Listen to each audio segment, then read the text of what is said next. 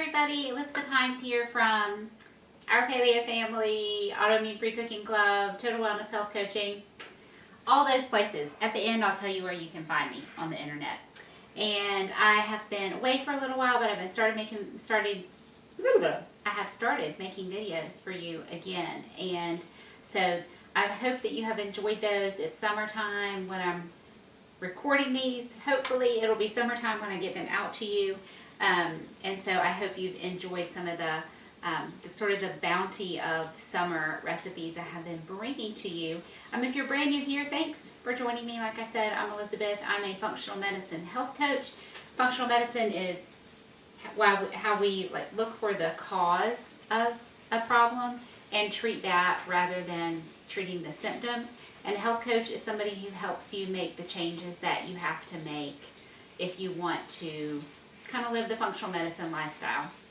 And so that's what I do for a job, in addition to being married to a wonderful man and homeschooling my 2 teenagers. And I like to cook. I like to be in my house. I like to be in my kitchen.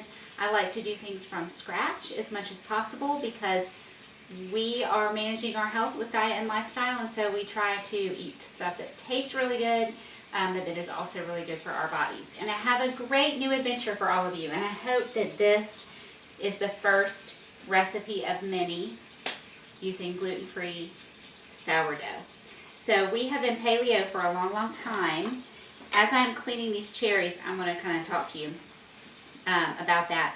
I'm making a cherry cobbler today using my sourdough starter, and it's totally an experiment. So you're just going to experiment with me. These are the sweet red cherries that we have in season right now. I used to call them Bing cherries. I don't really know what they are. Let's see what the bag says, actually. I have my bag because I wanted to tell you how many you need. This just says cherries, product of the USA.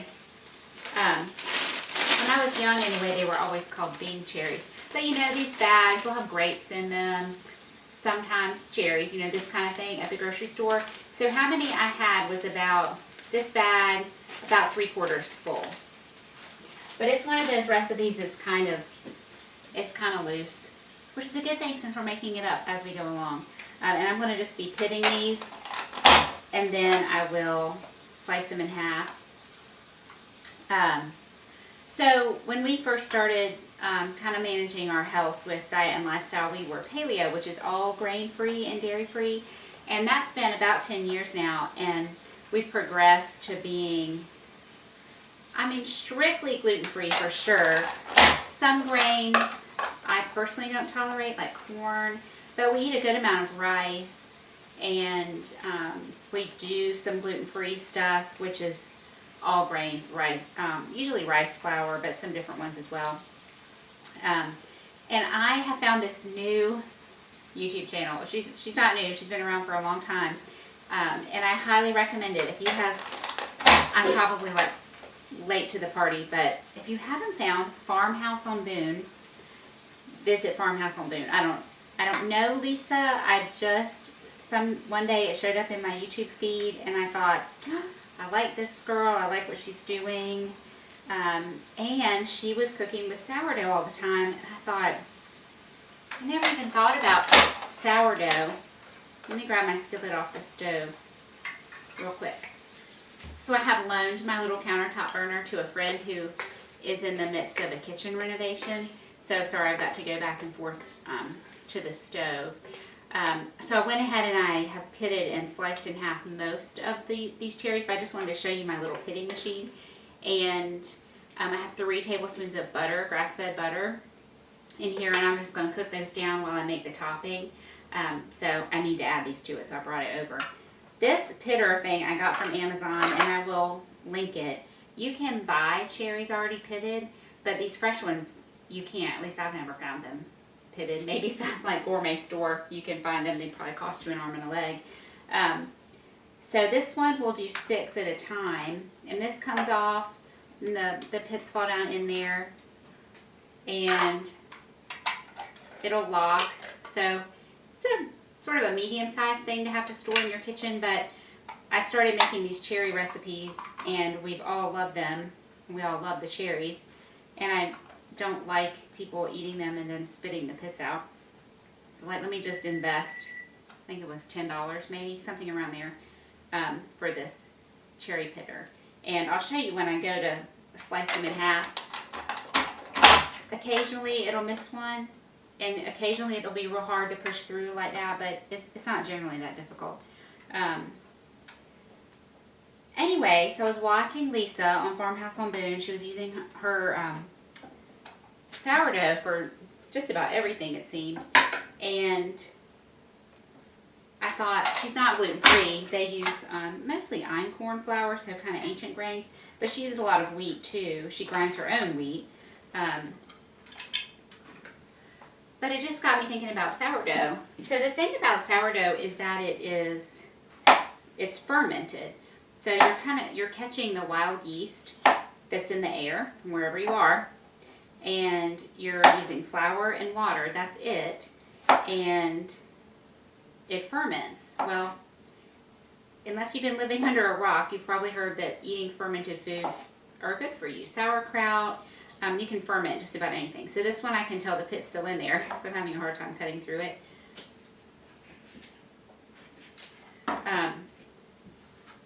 But I have this weird condition called histamine intolerance, and fermented foods are really high in histamines, and so I can't eat the sauerkrauts and things like that. They make me, they give me really bad heartburn. And so I thought, well, I guess this is, one health thing I just can't participate in. And then, again, listening to Lisa, I thought, I wonder if I could tolerate sourdough bread. Now, it's not paleo, so it's not grain-free. We're using grains. And if this is all successful, which so far, I've baked one loaf of bread and I've baked scones. And the bread was okay. It was kind of heavy. I definitely need to work on that recipe.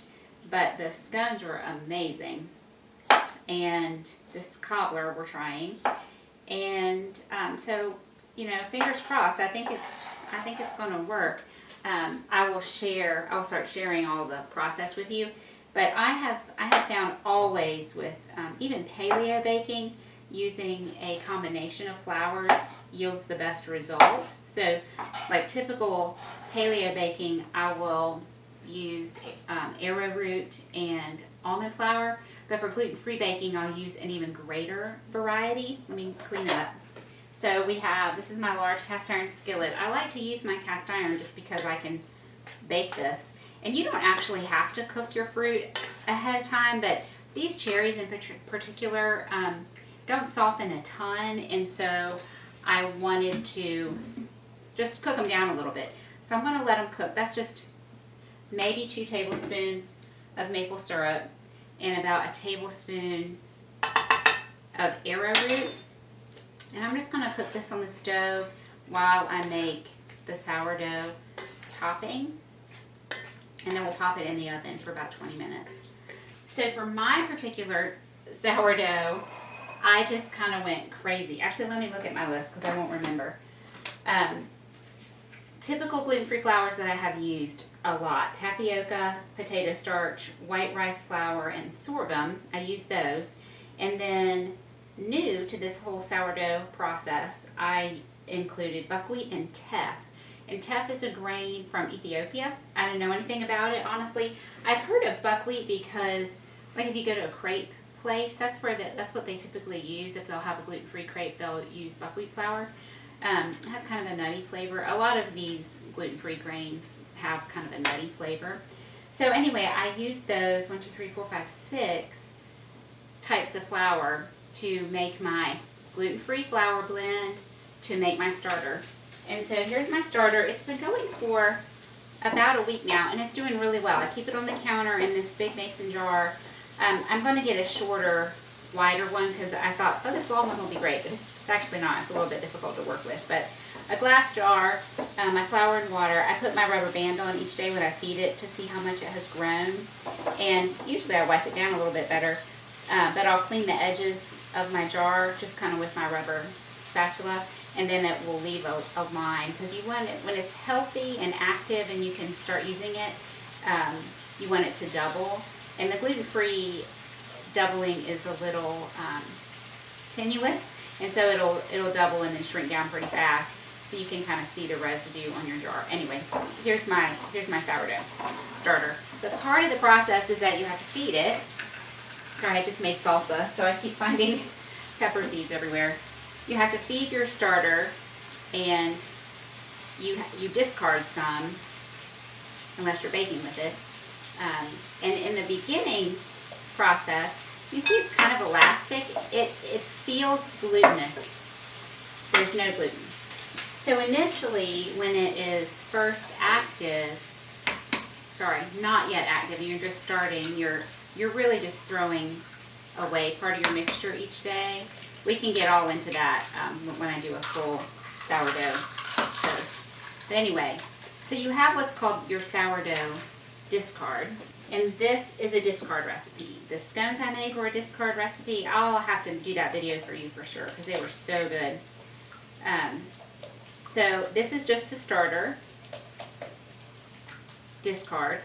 Wanting to keep it alive and active and really getting it nice and healthy, I'm feeding it every day right now.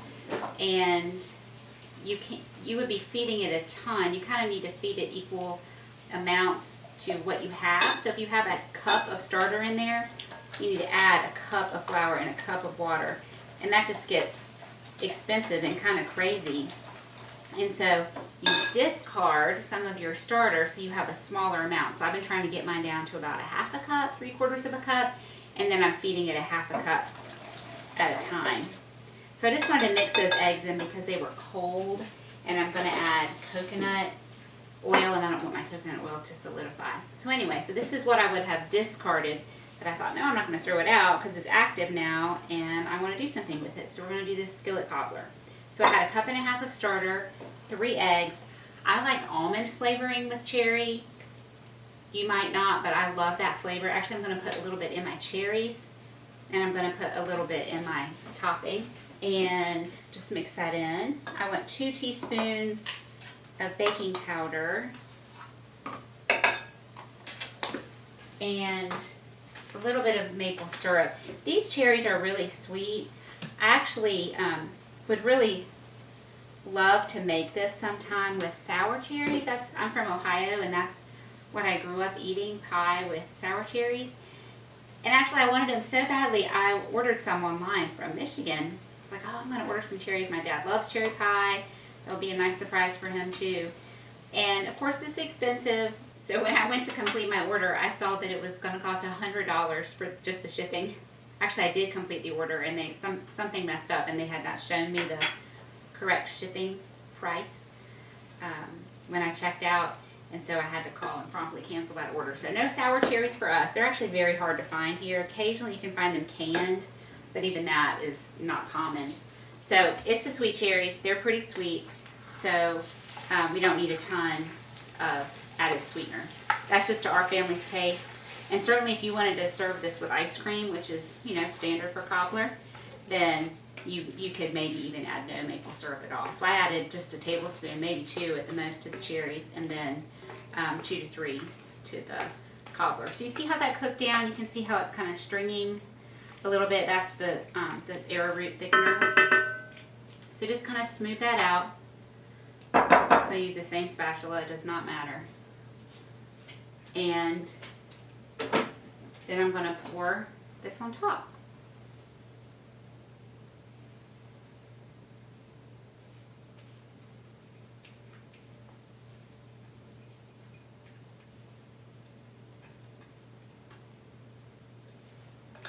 That's all there is to it. So this is going to go in the oven for 15 to 20 minutes. If you wanted to get fancy, you could sprinkle some of that crystallized sugar on top. But I might do that. We'll see. I'll let it go for a little while, and then I'll make a decision. I may add it at the end. So in the oven we go. Okay, stay tuned. I'll be right back and show it to you when it's all done. Okay, she's out of the oven. I think it was probably ready in 15 minutes. I let it go 5 minutes more. And I decided not to put any sugar or anything on top because it's just beautiful like it is. The cherries have bubbled up through. And you have this, amazing sort of gooey fruit at the bottom, and this cobbler topping.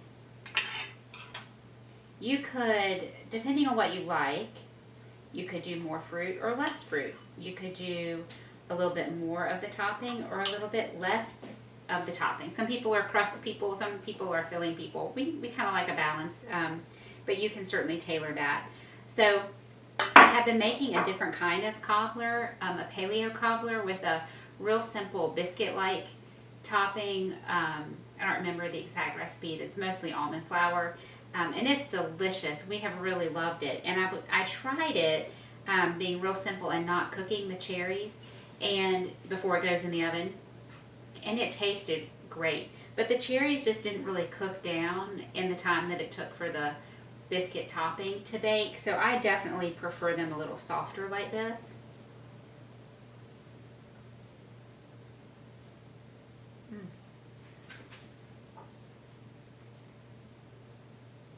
It's so good. I want to try to get a little bit of the topping.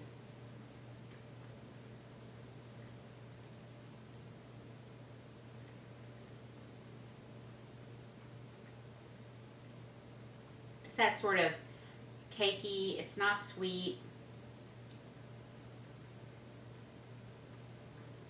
I really love it, where it's more of the dense type of cobbler topping. Does it make any sense? Not dense in a bad way, but just not, you know, it's that you can make a cobbler out of a cake mix and it'll be lighter because it's a cake mix, you know, and it has all those extra fluffy additive things. This is not like that, but it tastes really, really good.